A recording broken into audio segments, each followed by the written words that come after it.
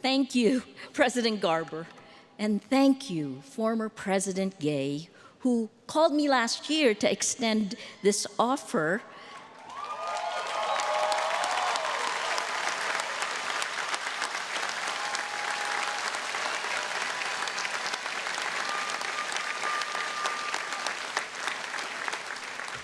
It's an incredible honor to address the distinguished Harvard faculty, the mysterious Harvard Corporation, and the loving friends and family who have traveled far and close to be here with you today. But wait, most of all, despite everything, because you worked really hard, I am so thrilled to congratulate the battle-tested graduates of the class of 2024.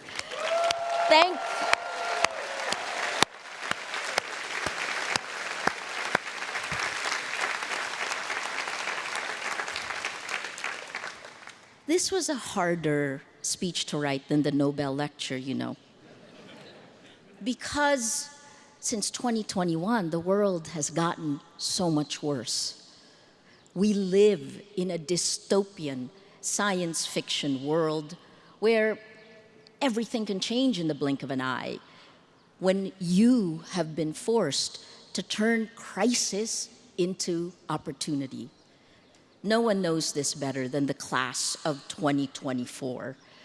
A pandemic meant no high school graduation.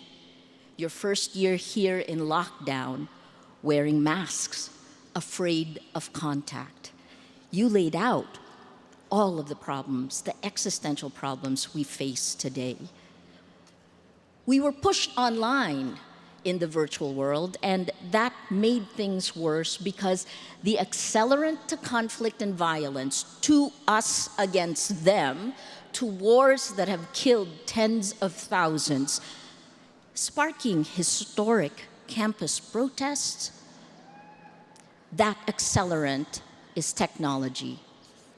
It turned what once used to be our civilized, Harvard, thinking slow, public discussions into what's become a gladiator's battle to the death. I know this firsthand. The Philippines, America's former colony, 110 million people, was social media's petri dish. For a crucial 6 years, Filipinos spent the most time online and on social media globally. And we became the testing ground for these American tech companies, their platforms' designs exploited by power and money in information warfare. It became worse when TikTok joined the fray. If the tactics worked on us, it was deployed for you. That's what happened in 2016 when 126 million Americans were targeted by Russian disinformation. And on January 6, in the violence on Capitol Hill, when Silicon Valley sins came home to roost. Because I accepted your invitation to be here today, I was attacked online and called anti-Semitic by power and money because they want power and money. While the other side was already attacking me because I had been on stage with Hillary Clinton. Hard to win, right? But I'd already survived information operations from my own government. Free speech used to pound you to silence. 90 hate messages per hour in 2016, that was 8 years ago, fed me death threats for breakfast. They attacked the way I looked, the way I sound. They dehumanized me. But, you know, the funniest thing, because when you're the target, you just have to laugh, is that I was supposedly both CIA and communist. None of these were true. But the end goal, please know this, is chaos. Break down trust. If you don't have the right information, you can't act. That's partly the reason why journalists are on the front lines. The meta-narrative, disinformation network seeded against us, and this is globally, was journalist equals criminal. Then the bottom-up attacks in the Philippines against us began on social media. That was followed a year later by the weaponization of the law. In 2019, I was arrested twice in about a month, posted bail 8 times in about 3 months. I thought I was going to have to do a workflow for arrests. But before it all ended, I had 10 arrest warrants. Rappler and I paid more in bail and bonds than our dictator's wife, Imelda Marcos. You remember her shoes? She was convicted for corruption, but I did nothing wrong except to do my job, to report the facts, to hold power to account. For this, I had to be okay with spending the rest of my life in jail. At one point, it was more than a century in jail that I faced. To be here today, I had to ask for permission to travel from our Supreme Court. Anyone else out here on bail? Just me? It taught me a valuable lesson.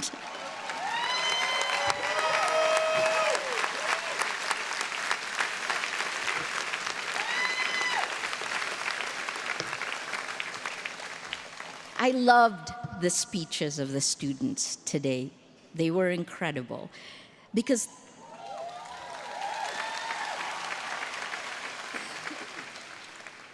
these times will hopefully teach you the same lesson I learned.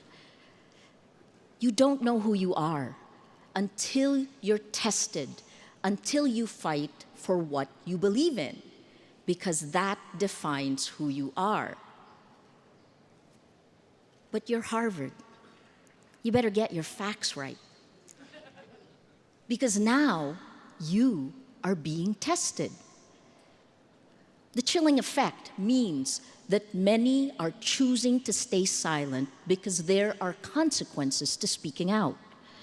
I'm shocked at the fear and anger, the paranoia splitting open the major fracture lines of society, the inability to listen. What happened to us in the Philippines? It's here. The campus protests are testing everyone in America. Protests are healthy. They shouldn't be violent. Protests give voice. They shouldn't be silenced.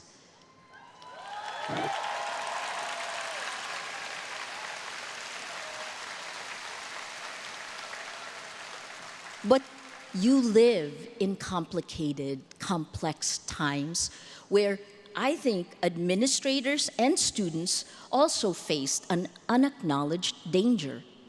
Technology, making everything faster, meaner, more polarized, with insidious information operations online that are dividing generations. Rappler will be documenting this and publishing in the next couple of weeks. Maybe Rappler's experience can help you.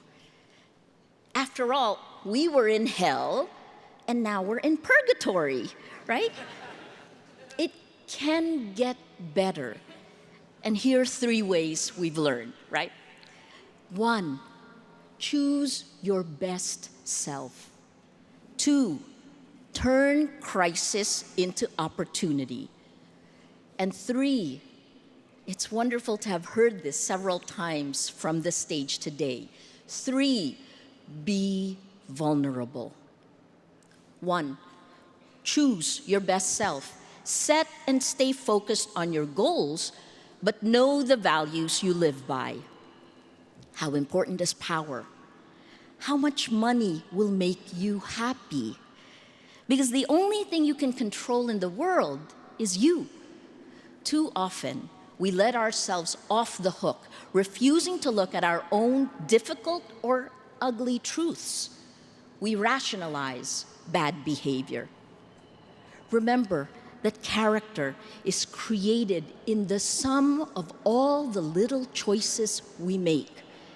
If you're not clear about your values, you may wake up one day and realize you don't like the person you've become. So choose your best self. You're standing on the rubble of the world that was. Recognize it. I said this in the Nobel lecture. An atom bomb exploded in our information ecosystem because social media turned our world upside down, spreading lies faster than facts while amplifying fear and anger, fueling hatred by design for profit. Whether it's the AI of social media or generative AI, we don't have integrity of information. We don't have integrity of facts. And here's 3 sentences I've said over and over. Without facts, you can't have truth. Without truth, you can't have trust. Without these 3, we have no shared reality, no rule of law, no democracy. We can't begin to solve existential problems like climate change. This outrage economy, built on our data, micro-targeting us, transformed our world, rewarding the worst of humanity. Online violence is real-world violence. And as you've pointed out, people are dying from genocide in Myanmar, fueled by Facebook, according to the UN and Meta itself, to Ukraine, Sudan, Haiti, Armenia, Gaza.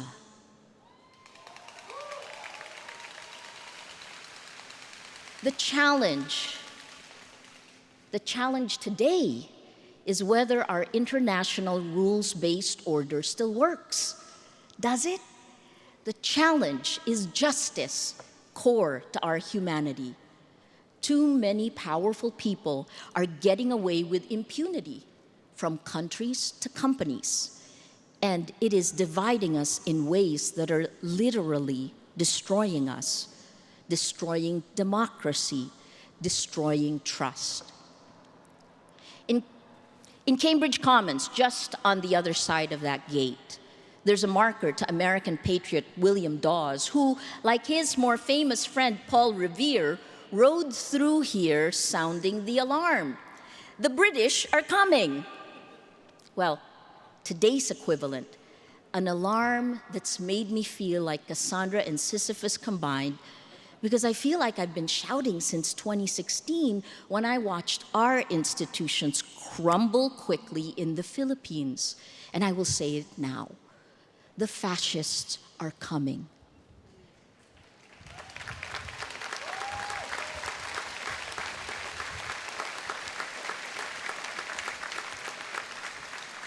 In 2023, the Global Democracy Index fell to its lowest level ever.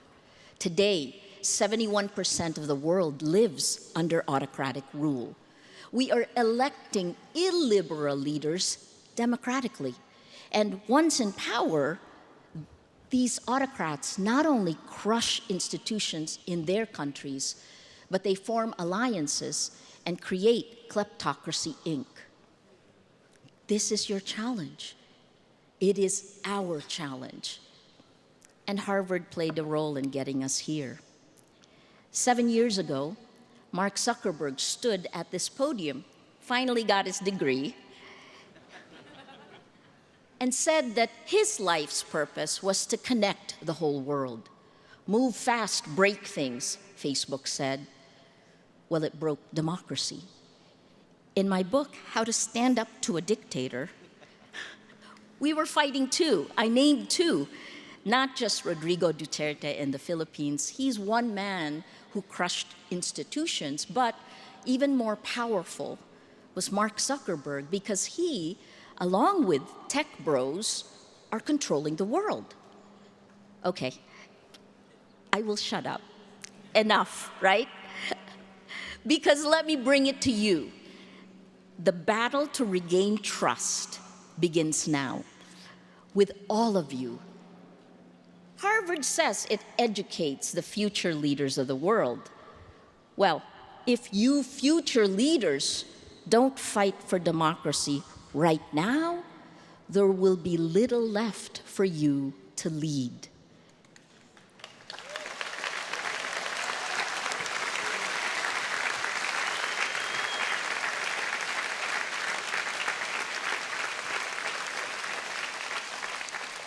How do you do this? And this leads to two. Turn crisis into opportunity. I think you've lived through this. Accept that crisis is here to stay.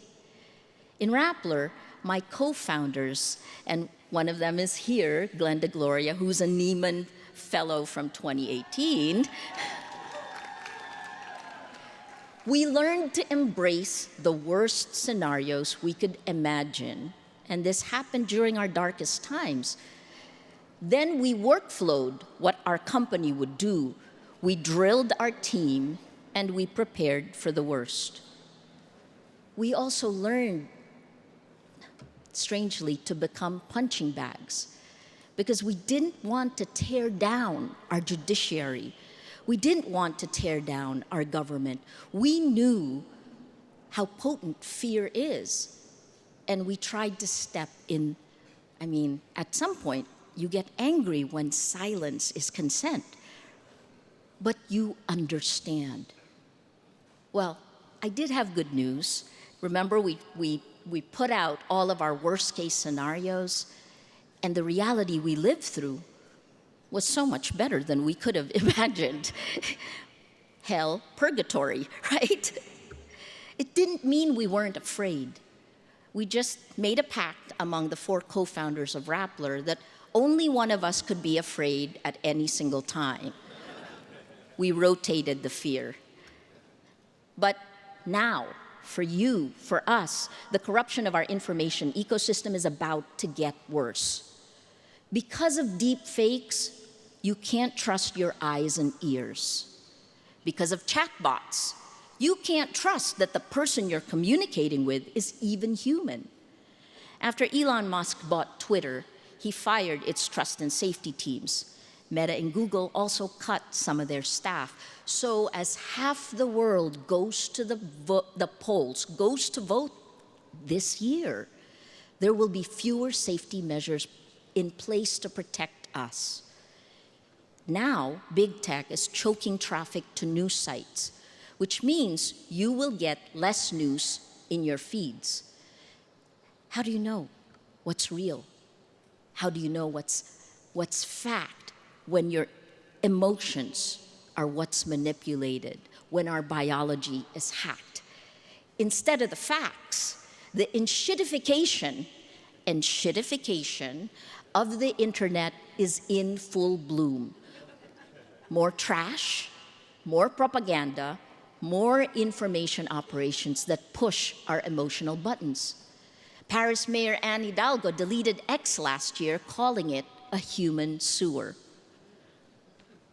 We will have to struggle harder for agency, for independent thought. And it's not just the tech companies that abdicated responsibility for protecting us, it's also democratic governments like the United States. Tech is the least regulated industry around the world.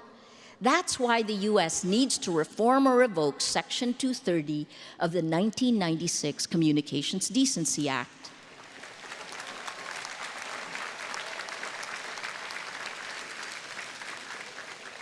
We need to stop the impunity. We also need to acknowledge our crisis of faith. I've always believed in the goodness of human nature, but that has never been tested as much as it is today, when the incentive structure of the technology that connects us rewards the bad, eliminates the best of who we can be. So we need to restore our faith in humanity, and that starts with compassion. There's a word that goes beyond empathy in South Africa. I love this word, Ubuntu. I am because we are. It's a deeper faith in another person. It's deeper than stepping in someone else's shoes. But in order to get there, to get to Ubuntu, we have to lower our shields, which leads us to 3. Be vulnerable. You've accomplished a lot to be here today. You might think being vulnerable is weak, and it is hard to trust. But in every relationship, in every negotiation, in order to move forward and accomplish anything meaningful, someone lowers their shield first, brings down their ego, the defense mechanism, then others follow. Let that person be you. Because when you're vulnerable, you create the strongest bonds. You restore trust and the ability to find creative solutions to intractable problems. You become resilient and enable the most inspiring possibilities. So, choose your best self. Turn crisis into opportunity. Be vulnerable. This is it. This time matters. What you do matters.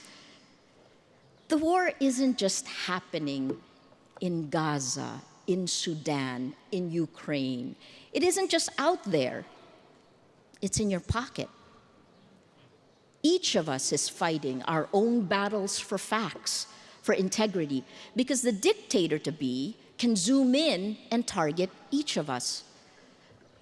So let me end by reminding you, we're standing on the rubble of the world that was. And you, must have the courage, the foresight to imagine and create the world as it should be, more compassionate, more equal, more sustainable. Your Harvard education gives you the tools. Make it a world that is safe from fascists and tyrants. Alone, no matter how much of a superstar you are, you will accomplish very little. We will accomplish very little alone. This is about what we can do together, to find what binds us together. Our world on fire needs you. So, class of 2024, welcome to the battlefield. Join us